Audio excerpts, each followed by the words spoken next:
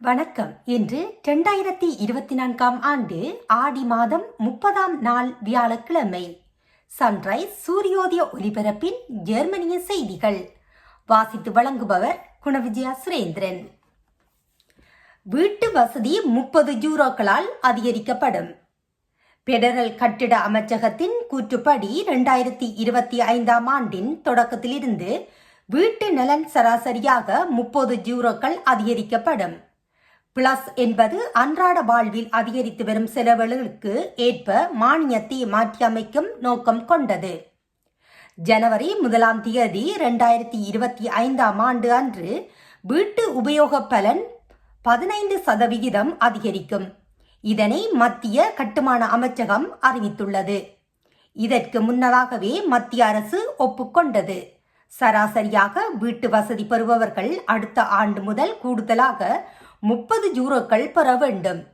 வீட்டு செலவுகளை வாங்க முடியாத குறைந்த வருமானம் உள்ள மக்களுக்கு நிவாரணம் வழங்குவதே வீட்டு பயன் வாடகை மற்றும் விலைகளின் வளர்ச்சியை பிரதிபலிக்கும் வகையில் மாநில மானியம் ஒவ்வொரு 2 ஆண்டுகளுக்கும் சட்டத்தால் சரி செய்யப்படுகின்றது.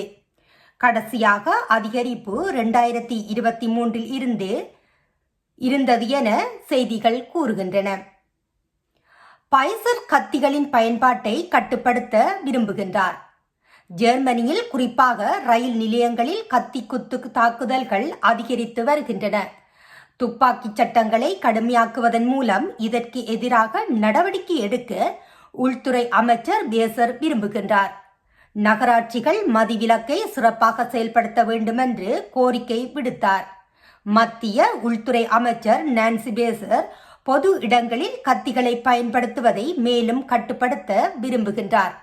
இதை திட்டங்களுக்கு ஒரு காரணம் கத்தி தாக்குதல்கள் அதிகரிப்பு, குறிப்பாக ரயில் நிலைய பகுதிகளில் முந்திய 12 சென்டிமீட்டருக்கு பதிலாக 6 சென்டிமீட்டர் நீளமுள்ள கத்திகளை மட்டுமே பொது இடங்களில் எடுத்துச் செல்ல அனுமதிக்க வேண்டும்.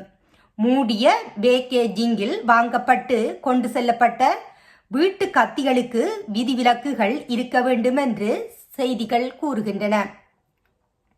சிறிய குற்றமா அல்லது கிரிமினல் குற்றமா? கிரிமினல் குற்றத்திற்கு பதிலாக நிர்வாக குற்றம். நீதித்துறை அமைச்சர் புஸ்மேன் டிக்கெட் இல்லாமல் வாகனம் ஓட்டுவதை குற்றமற்றதாக விரும்புகின்றார். சட்ட வரைவு விரைவில் கிடைக்க வேண்டும். இது பற்றிய விமர்சனம் தெளிவாக உள்ளது.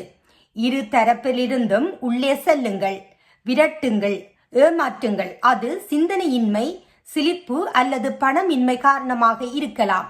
பலர் கட்டண எதிர்ப்பு ஒரு அற்பமான குற்றமாக கருதுகின்றனர். ஆனால் இது ஜெர்மன் சட்டத்தின் கீழ் கிரிமினல் குற்றமாகும். இது வருடத்திற்கு சுமார் 1,48,000 முறை தோன்றும்.